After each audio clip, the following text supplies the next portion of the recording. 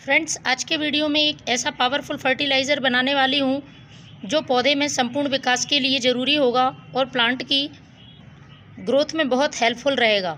यदि इस फर्टिलाइज़र को आप अपने प्लांट में महीने में एक बार भी यूज़ करते हैं तो आपके प्लांट में यदि फूल ना आने की समस्या है या एक बार फूल आकर दोबारा फूल आना बंद हो गए हैं, कलियाँ गिरने लगी हैं, फूल बनने से पहले ही बड्स ड्रॉप हो जाती हैं, पत्तियाँ पीली पड़ती हैं या किसी तरह के इंसेक्ट हैं, तो ये सारी समस्याएं ख़त्म हो जाएंगी। 3 चीज़ों के कॉम्बिनेशन से मैंने ये फर्टिलाइज़र तैयार किया है। वैसे तो हम तीनों ही चीज़ों को अलग अलग फर्टिलाइज़र के रूप में यूज़ कर सकते हैं, लेकिन जिस तरह से मैं फ़र्टिलाइज़र बना रही हूँ, यदि इस तरीके से आप अपने प्लांट में फ़र्टिलाइज़र बना के डालते हैं तो इससे प्लांट को बहुत जल्दी फ़ायदा पहुँचेगा। और जो एक फर्टिलाइज़र में किसी एलिमेंट की कमी रह जाती है तो वो इस फर्टिलाइज़र से सारे तत्वों की कमी प्लांट में दूर होगी। सभी पोषक तत्व प्लांट को आसानी से मिल सकेंगे। ये फर्टिलाइज़र बिल्कुल फ्री का फर्टिलाइज़र है, जैविक फर्टिलाइज़र है। प्लांट पर किसी तरह का साइड इफ़ेक्ट नहीं होता है इस फर्टिलाइज़र का। इस फर्टिलाइज़र में मैंने एलोवेरा का इस्तेमाल किया है जो कि हमारे घर पर ही हमें आसानी से उपलब्ध हो जाता है। इस फर्टिलाइज़र के फ़ायदे की बात करें तो जैसा मैंने बोला कि सारे पोषक तत्वों से ये भरपूर है, तो इसमें कई मैक्रो माइक्रो न्यूट्रिएंट से भरपूर ये फर्टिलाइज़र है। Nitrogen, potassium, phosphorus, magnesium, calcium, iron जैसे तत्व प्लांट को बहुत मजबूत ग्रोथ देते हैं। जड़ों का बहुत तेज़ विकास होता है, मजबूत जड़ें होती हैं, मिट्टी उपजाऊ बनती है।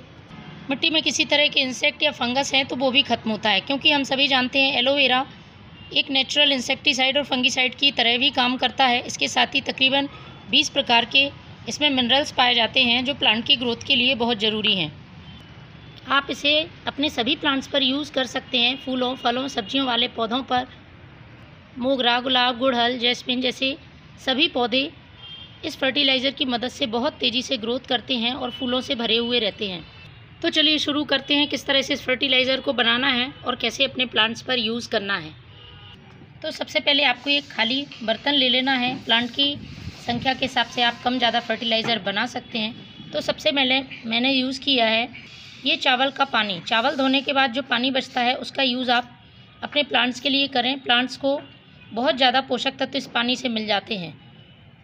वैसे तो आप अकेले ही इस चावल के पानी का फर्टिलाइज़र अपने प्लांट्स में डाल सकते हैं, लेकिन मैं आपको कुछ दूसरे तरह से बता रही हूँ जिससे जो भी पोषक तत्व यदि इस पानी में नहीं है वो भी प्लांट को मिल सकेंगे।